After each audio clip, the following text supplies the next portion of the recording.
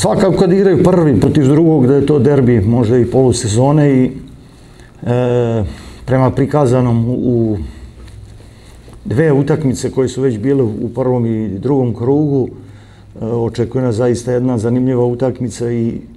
neizvesna rezultatski, jer u prvoj u kojoj je bio Dečić bolji i uspešniji pobedio i drugu koju smo odigrali nerešeno, bilo je svega ono što čini fudbal lepim i lepih akcija i golova i propuštenih prilika za gol i naboja, tako da svakako očekujemo jednu dosta tešku utakmicu, jer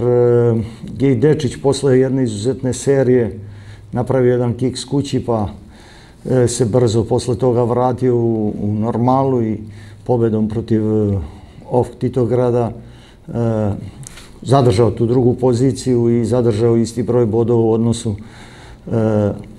na nas. Mi sa naše strane očekujemo da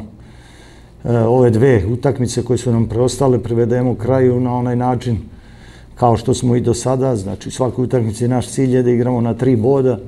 i na pobedu. Znamo da to neće biti lako da se ostvari tamo, ali verujem da momci